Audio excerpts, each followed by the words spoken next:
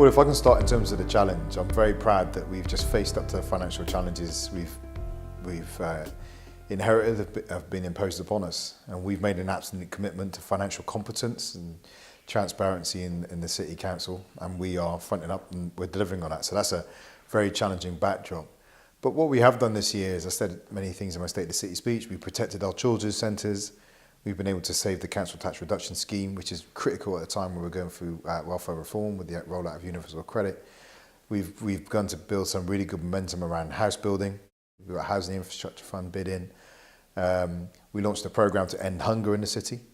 We've launched another programme to end fuel poverty in the city. These are real things, and around all that, I would say, which is quite a big achievement, is the city office. Across some of the areas which we have been concerned for many years around how the place is governed, we've made big strides. Our colleagues from local government have formed a new combined authority.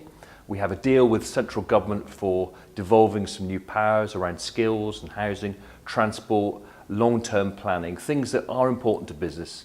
We have the luxury and the ability to think through election cycles, to think much further ahead, and actually our colleagues in local government are doing that. It's really good to see Bristol starting to deliver on housing now and being quite ambitious on some of the new brownfield areas they want to develop. So not only around Temple Quarter and St Philip's Marsh, but also Cumberland Basin, which has long been an issue that we think you could deliver something really big on. So that's been really great. So I think for Bristol, Bath and its city region, we have made some quite significant strides forward against things that we've been working on for many years. And I think businesses is actively playing its part in trying to make this a more attractive place. I think there is an enlightenment moment, isn't there, when we realise that business operates within the context. I mean, most people have known this anyway. We've had the Bristol initiative going on since the 80s.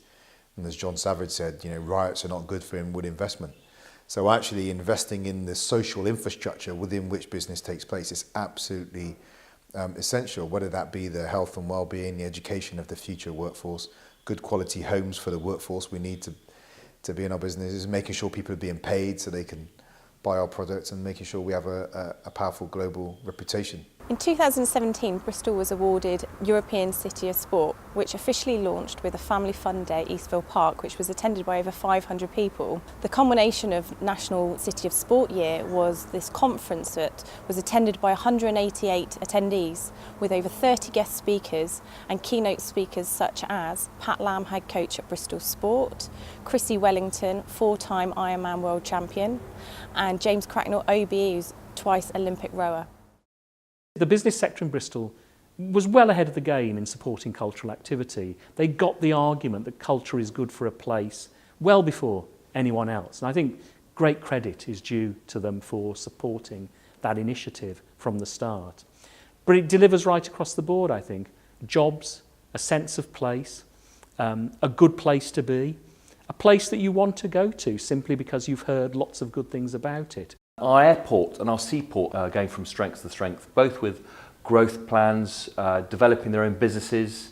They do need to be physically connected, and that's perhaps where some of the challenges for us locally come about. But actually they have got investment going into them now. They've got great businesses. We need to help them as our international gateways at a time when I think in many ways some of the markets and the opportunities are a long way away from these shores. 2017 has been a great year for us. We've hit another milestone in terms of passenger growth. We've exceeded 8 million passengers for the first time in our history. We're the only airport in the UK to have grown every year since 2009, and that's really down to the buoyancy of the region within which we sit. The advent of the new governance, a new structure as a city region for us to work together, I think is a good challenge for business to actually come together.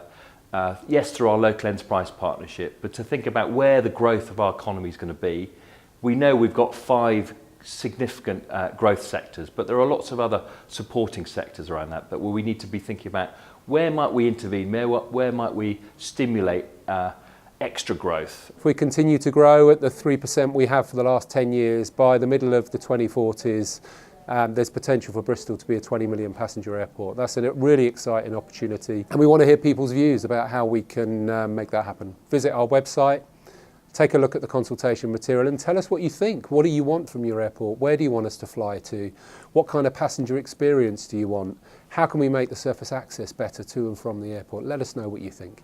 We've been really honoured this year to have some of the leading political participants of our time, really. Most recently we had Gordon Brown, our first former Prime Minister, earlier in the summer. Bernie Sanders, who took Hillary Clinton to the edge in terms of the Democratic Party nomination for the president, and journalists like George Monbiot coming to debate the environment and the future and future communities and places, alongside others like Naomi Klein and so on. So I think we've had a very good debating year looking at the critical issues of our time, which is what we really aim to do.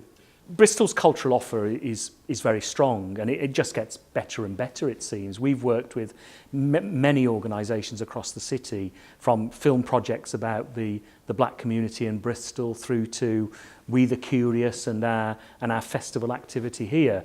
I mean, Bristol has such a vibrant range of activity, from community through to city centre, through to touring work coming here, through to our work going elsewhere, that I think 2017 will be seen as a very important year for culture in Bristol, simply because it continued its growth but extended it wider to the different communities of the city and nationally and internationally.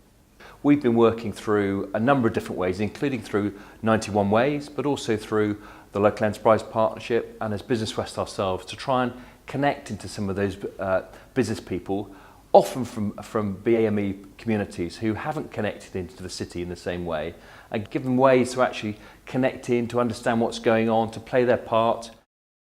In 2018, Bristol have submitted a bid to host the Rugby League World Cup in 2021. We're working to bring a televised national cycling race series here to Bristol, looking to increase levels of activity across our city by working with facilities such as South Bristol Sports Centre and key partners such as Sport England. We're also looking to create a Hall of Fame to showcase our elite athletes from the city region and also our community heroes to inspire our next generations. For 2018, sadly, it will be Brexit again. It's going to be all dominating, and it's likely we're going to start to get into the substantive areas of the talks. So government will have to make choices, government will have to make compromises, and businesses will really start to get worried about what those impacts will be, because come March it will be a year to go, and I think it's going to be absolutely the role of local business organisations like ours to convey what the impact is going to be and what those choices mean. For 2018, we're not going to hide the fact that there are certain difficulties facing us financially. The council funding has had to be cut back, and there simply isn't a great deal of funding available. But I think we can be really optimistic about 2018. I think that we've got a wide range of activity supported.